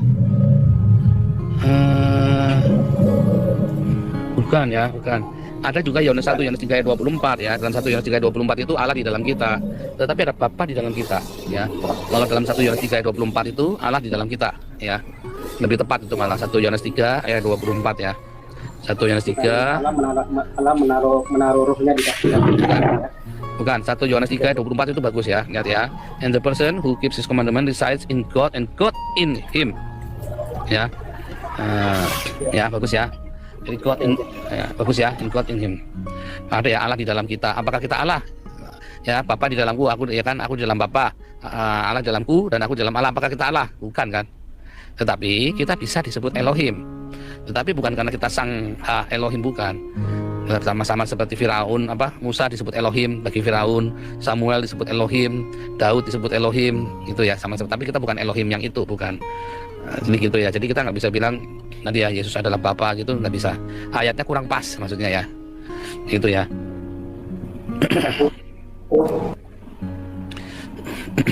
Oke, lanjut. Yohanes A tadi ya. Yohanes A atau Singa Yehuda? Iya, ini yang tadi yang bicara ini Singa Yehuda. Oh, berarti Yohanes A tadi. Yohanes A udah nyalain mikrofonnya. Yohanes, silakan Yohanes. Silakan Yohanes. Halo, Yohanes silakan. Yohanes. Kalau enggak kita mau pindah di atas karena ada dari Muslim mau naik di atas itu. Ya boleh, silakan. Tanpa ada yang mau bertanya. Ya. Ya silakan Sulaiman. Silakan Sulaiman. Yohanes 8 nomor 42 situ dikatakan Tuhan menjadi manusia bukan atas kehendak diri. Jadi situ jelas bahwa Yesus itu bukan Tuhan. Benar nggak, Paul? Yohanes 8 ayat 42, Tuhan jadi manusia bukan kehendaknya sendiri. Salah baca kamu kali. Coba baca Pak Paul. Jadi begini bunyinya, bukan Tuhan jadi manusia bukan atas kehendaknya sendiri. Adalah aku datang bukan atas kehendakku sendiri. Anggap nggak? Tapi atas perintah. Benar. Atas perintah. Berarti dia bukan Tuhan. Berarti dia bukan Tuhan kan? Enggak, bukan seperti itu bacanya. Ya, kamu satu kamu harus bedakan Tuhan dengan Allah dulu. Ya. Jadi di dalam LAI kata Tuhan itu artinya Tuhan, majikan. Kalau kata Allah baru itulah God, dewa, Elohim. Ya. Atau Dewa. El. Ya, dewa. Jadi Tuhan sesembahan yang benar yang mana? Allah Bapa, Yesus Kristus atau Roh Kudus? Yang mana Tuhan sesembahan yang benar? Kan Yesus adalah Elohim, kita menyembah Elohim. Bagaimana cara menyembah Bapa? Caranya gimana coba? Melalui Yesus. Nah, menyembah Bapa karena kita melihat Yesus yang dapat dilihat oleh mata kan. Gitu. Melalui firman kan? Kamu menyembah firman, Alkitab disembah-sembah begitu? Bukan, Yesus itu firman kan? Jangan, Yesus itu adalah firman yang jadi salt. Jangan berhenti di firman. Yesus bukan Yesus. Yesus yang mana nih? Yesus yang kapan? Nah, Yesus yang 33,5 tahun di muka bumi. Yesus yang sudah naik ke surga. Nah, kamu juga harus membedakan. Emangnya ada berapa Yesus? Bukan, ada timingnya. Ya, ada berapa Yesus? Ada satu Yesus. Waktunya maksudnya? Ada timing yang berbeda, kronologinya yang berbeda. Iya dong, timingnya berbeda. Yesus yang mana yang kamu sembah? Oh, kamu lihat, kalau timingnya berbeda pula Yesusnya gitu. Oh, berbeda. Kan Yesus yang menjadi manusia SARS, dan ada Yesus yang sudah mengenakan tubuh kemuliaan. Ya kan? Jadi Yesus yang SARS itu adalah benar-benar manusia. Yesus yang SARS itu benar-benar manusia, makanya bisa mati, bisa disalib. Tetapi Yesus yang dalam tubuh kemuliaan, kamu nggak bisa bunuh dia, kamu nggak bisa salibkan dia. Nah, jadi kalau kamu tanya tentang Yesus bisa mati, ya itulah Yesus yang SARS itu. Tapi yang mana yang kita sembah? Yang kita sembah adalah Yesus yang kekal itu. Kenapa? Bahkan Yesus 33,5 tahun di dunia. Bahkan Yesus waktu 33. Sulaiman kalau lagi bicara jangan dipotong. Astaga. Kamu kalau ngomong tuh kamu nanya tapi ngerocos terus. Saya yang jawab, kamu nanya, saya jawab belum selesai. Kamu nanya. Lonte. Kalau saya lagi, kamu kan nanya, saya lagi jawab. Jangan saya lagi ngomong terus kamu nanya lagi. Saya belum selesai ngomong, jangan ditanya lagi, Lonte. Aduh, kamu ini loh. Aduh, ini orang nggak niat nanya tapi cuma mau lihat mau ribut kok. Ya, jadi kalau kamu nanya, saya kan lagi jelasin. Saya lagi ngomong belum selesai, berarti kamu nggak dengerin, percuma. Saya ngomong ke kamu percuma tuh tadi tuh. Ya, dasar lonte kamu, lonte kali jodoh kamu. Nah itu ya, makanya ya, kamu tidak akan menemukan kebenaran kalau begitu, ya. Kenapa? Karena kamu nanya, kamu kan minta dijawab. Saya jawab, saya lagi jawab, kamu nanya lagi. Belum selesai saya jawab, kamu nanya lagi. Compong kan kamu ini orang Islam kayak Muhammad kan? Compong goblok. Sinting. Oh, bukan kepancing emosi, memang saya sengaja, saya puas ya. Saya puas sekali ngelonteng-lontekin kalian itu, saya puas. Oh, bukan sabar, memang sengaja. Saya sengaja supaya yang viewernya naiknya banyak ini. Ya, supaya viewernya banyak, tak lonte-lontein. Siapa yang berani ngelonteng-lontein orang Islam, cuman saya doang. Apa kau naik darah? Kamu jangan ngerocos. Kamu ini mau bertanya atau mau ngapain? Mau bikin ribut? Nggak naik darah kau, gampang kali naik darah. Mau belajar atau mau? Kamu mau belajar atau mau gimana? Nanti ribut ini viewersnya langsung naik nih. Udah dengar dulu. Kali naik darah. Sulaiman. Udah stop dulu biar dijelaskan Nabi. Udah, tenang ya. Silakan Paul, izin Pak. Biar dia dengar udah. Jadi, ya kalau kamu nanya, Yesus yang di dalam Yohanes 8 ayat 42 tadi, Yesus datang atas karena apa? Karena kehendak dari Bapa. Ya, apakah dia Allah? Ya dia Allah sendiri. Bagaimana bisa dia bukan Allah? Bagaimana bisa dia bukan Allah? Lawang dia dari Roh Kudus sendiri, ya kan? Tetapi dia harus manusia, sungguh-sungguh manusia supaya bisa mati disalib. Nah, lalu Yesus mana yang saya sembah? Yesus yang dalam kekekalan, bahkan yang 33,5 tahun selama jadi manusia itu pun saya sembah. Kalau kau nyembah manusia, nggak ada masalah nyembah manusia, nggak ada masalah sebab dia sendiri tidak pernah menolak disembah. Yesus tidak pernah menolak disembah. Yesus berkata, "Hipake satana kegeraptai, ya, urion tonteon proskunensis." Pergilah kamu setan, ya, ada tertulis, kamu hanya menyembah Tuhan dan Allahmu. Dan Yesus tidak pernah menolak disembah. Kalau dia keberatan, seperti Petrus waktu mau disembah Kornelius, jangan sembah kami manusia biasa. Yohanes, Paulus mau disembah, jangan sembah kami. Malaikat mau disembah di Yohanes, nggak mau. Tetapi Yesus tidak pernah menolak disembah. Dan semua orang datang pada Yesus, dia menyembah Yesus. Ya, di dalam perjanjian lama, Yehova tidak pernah berkata sembahlah aku, nggak pernah. Tetapi semua orang datang kepada Yehova pasti menyembah. Ya, beda dengan Allahnya Islam. 8 kali minta disembah-sembah, nggak ada yang mau nyembah. Tak gorok kamu, kata Allah Islam. Kamu nggak mau nyembah saya, tak gorok kamu. Akhirnya kamu begitu Allah Islamnya. Karena nggak ada yang mau nyembah Allah Islam. Ya, begitu ya Sulaiman. Oke, 1 menit silakan. Paul Untilanang. Kenapa orang oten-oten ini pada idiot semua? Nggak ada yang pintar dan cerdas itu. Kamu berani menyebut nama saya sembarangan, kamu minggir aja. Ya, nama saya sangat kudus. Kamu yang lonte, ya, orang lagi ngomong dipotong, kamu tuh lonte, ya. Saya ini tampak muka, orangnya jelas. Kamu tuh lonte, nggak berani tampak muka. Kayak Muhammad lonte. Muhammad itu lonte lanang. Muhammad saw Nabi Islam itu lonte lanang. Gigolonya tante girang si Khadijah itu, ya, itu lonte lanang. Titiknya itu nyebar kemana-mana ke perempuan-perempuan karena dia lonte lanang, ya. Kamu jangan panggil saya lonte, kamu nggak boleh kamu, ya. Aduh. Ketika kalian naik bertanya, ketika dijawab ya diam, jangan ngerocos, akhirnya ribut. Ribut lah. Jadi kalau mau nanya baik-baik ya saudara ya. Kamu jangan langsung ngegas begitu ya. Kamu nanya baik-baik, kita jawab baik-baik. Kamu nanya nggak baik, ya sudah, kamu nggak usah nanya. Kamu tidak layak menerima kebenaran dari sang Nabi ke-26 ini. Kamu tuh nggak bedanya sama anjing sama babi. Ya, jangan lempar mutiaramu dan barang berhargamu pada anjing dan babi. Ya. Riwasnya Satu langsung lagi, naik Pak. 400. Jadi kalau teman-teman muslim naik, nanyanya juga jangan kayak interogasi. Misalnya diangkat ayatnya, bagaimana? Ya, nah kau bikin orang kayak anak-anak, nggak gitu juga. Puaskan birahimu, dikasih waktu, baru kau diam. Ketika kau dia, baru dijawab oleh moderatornya atau pembicaranya. Tapi ketika dijawab, jangan bikin pertanyaan baru atau kau sangka ngamuk orang. Jadi kalau kita masuk ke rumah orang, kita ikutin aturan dalamnya. Jangan kita bikin aturan sendiri. Misalnya kau bawa ayat, ayo silakan baca. Kan kurang ajar tuan rumah, kau suruh-suruh. Gitu loh. Karena mereka ini udah biasa. Ini mengatur supaya kita tertib. Iya, karena mereka ini dia udah biasa, karena biasa. mereka udah masuk ke room Ribut, itu udah biasa, makanya dibawa ke sini. Iya, kalau sini jangan ribut lah, kita nggak mau. Jadi, ya. Rekam, nggak perlu direkam, di YouTube itu udah ada itu. Ada di YouTube kita Iya. jelas ini ya, di YouTube kita ada ya. Muhammad Gigolo ya, udah jelas ya. Memang Gigolo lah, dia jadi simpenannya tante-tante girang kok. Ya kan, si Khadijah itu kan bedanya 15 tahun kan. Jadi Ya, yang mau bertanya silakan. nanya lah baik-baik ya.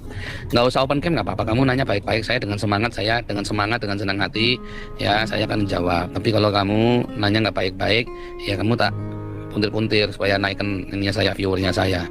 Kayak kemarin Nandar dibuat tecil lupa. Iya, Nandar kemarin kita udah tampolin bolak-balik, kita kepretin bolak-balik di sini. Tapi dia ada buat VT baru, bilang Nabi 26 kabur terbirit-birit katanya. Saya kabur, nggak ada kabur, dia yang emang modelnya gitu. Iya, dia orang memang begitu. Iya kan? Jadi dia tahu mana yang orang yang punya nilai marketing, diajak-ajak ke roomnya dia. Kenapa? Karena di TikTok paling gampang memberikan gift dan banyak variasinya dan gede-gede lagi. Nandar itu lawyer nggak laku, dia kan lawyer, sanggam. Dia itu lawyer tapi nggak laku, makanya TikTokan. Oke, kalau saran saya teman-teman ya, jangan maulah diskusi sama orang macam itulah. Cuma itu orang cuman ngomong yang ada-ada. Tadi pagi saya dengar dia lagi diskusi sama si RK tuh. Ngomongnya lucu sama si RK. RK, kamu kan anak rohani saya. Masa RK gituin sama dia? Padahal otaknya jauh banget sama si RK itu. Gitu loh. Dia bilang nanti kalau kamu belajar bahasa Yunani, kamu telepon saya aja. Kamu belajar sama saya, DM aja, nanti saya kasih kamu gratis belajar bahasa Yunani. Waduh, semua ketawa, ngakak-ngakak gitu manusia satu itu. Jadi jiwa dia. Ya, saran saya mah jangan mau. Saya nggak akan mau saya debat-debat sama model begitu. Firman Tuhan saya pegang lah, jangan kasih permata barang berharga babi dan anjing, itu benar itu. Iya, saya debat kusir begini itu dari tahun 2015 ya. Dulu saya tak ladeni yang begitu-begitu ya. Lama-lama saya tahu percuma. Sebab yang nyimak juga nggak dapat apa-apa, sayanya juga nggak senang hati, yang nyimak juga nggak dapat apa-apa. Tapi kalau coba kayak kemarin si Bronson Mahunsong itu, siapa lagi nanya pelan-pelan, kita telateni, yang nyimak ternyata ini ada jawabannya ini ada jawabannya ini, nanyanya satu-satu. Mungkin kamu nggak setuju nggak apa-apa, tapi yang nyimak di bawah itu coba lihat sama si Riva kemarin ya kan, nanya satu-satu, tak jawab satu-satu. Nanya apa tak jawab ya, satu-satu. Tapi jangan kayak tadi nanyanya nggak jelas.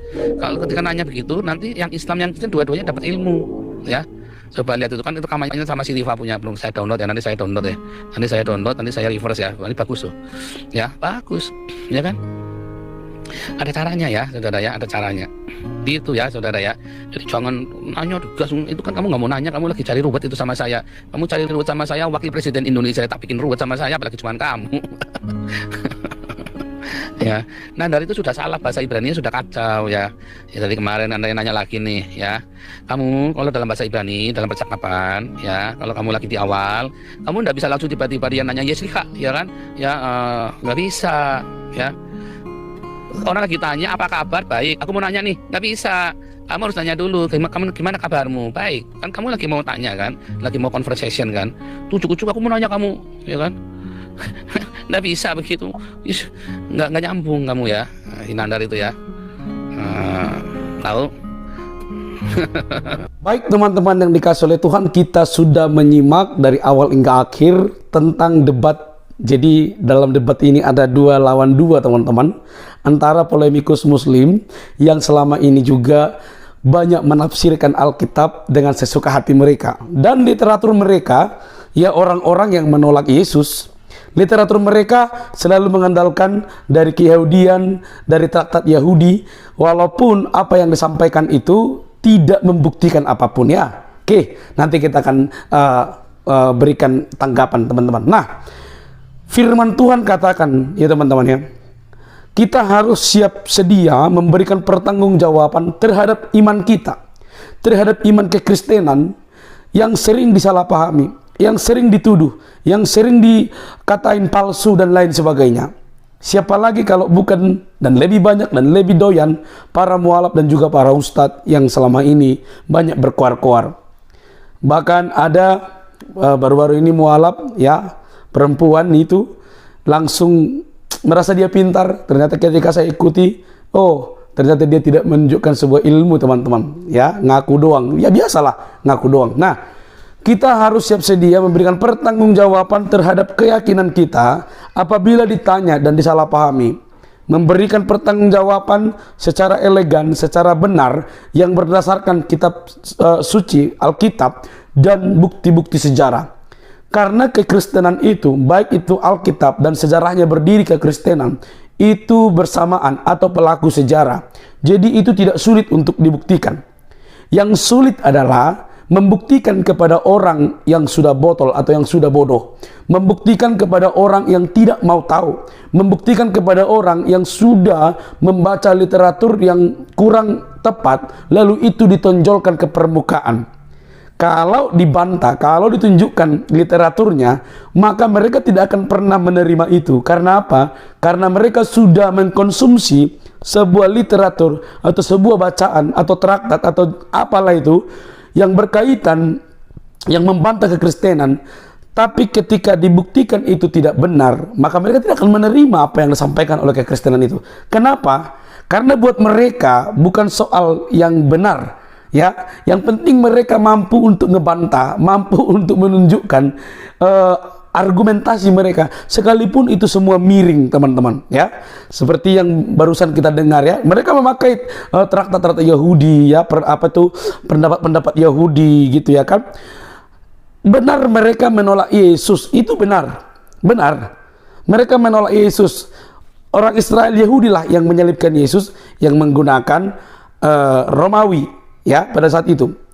Tetapi mereka menantikan Sang Mesias itu sendiri. Mereka menantikan, tapi mereka tidak menduga atau mereka tidak berpikir bahwa Mesias yang mereka nantikan itu justru lahir dari seorang perempuan yang bernama Maria dan suaminya tukang kayu.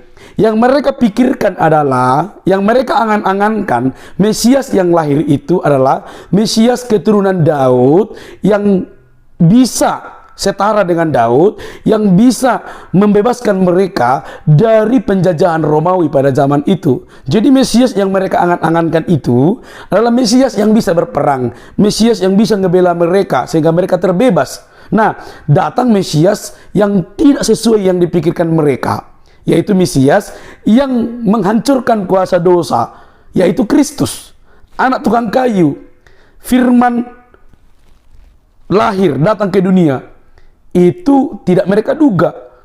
Mereka menantikan ya yang sesuai standar pikiran mereka, dan itu tidak bisa diterima oleh para polemikus teman-teman ya. Sudah dibuktikan, sudah ditunjukkan dengan baik, tapi mereka tidak mau tahu. Makanya saya bilang, kalau mereka sudah mengkonsumsi literatur yang notabene itu banyak menolak, ketika itu dibantah, maka mereka tidak mau menerima bantahan ini, literatur yang kita sampaikan. Karena apa? Mereka sudah mengkonsumsi sesuatu hal yang kurang tepat sebenarnya. Lagi-lagi, Yahudi memang menolak, tapi bukan berarti mereka tidak menantikan. Mereka menantikan, tapi yang mereka nantikan dari keturunan Daud itu berbeda, karena mereka mengharapkan seperti yang saya katakan di awal tadi. Nah teman-teman, mereka bicara membantah tentang Tritunggal dan lain sebagainya. Kamu tidak tahu tentang Tritunggal. Kamu bilang tidak ada konsepnya di Alkitab, padahal ada tertulis bahwa ada baptislah mereka dalam nama Bapa, Putra, dan Roh Kudus. Jadi apa yang mau dibantah? Apa yang mau kalian tonjolkan? Tidak ada. Kalau kami tanya juga, adakah kata tauhid di Quran? Coba buktikan. Ada kata sunat di dalam Quran? Coba buktikan. Tuh. Jadi teman-teman ini sok-sok mempunyai literatur dan mengatakan dari Jewish. Itu tidak membuktikan apapun.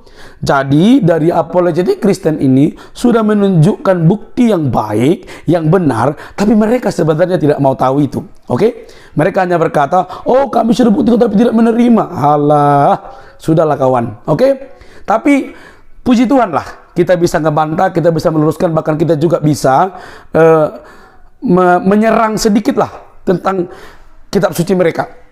Karena itu penting sebagai bukti kita bisa berargumentasi.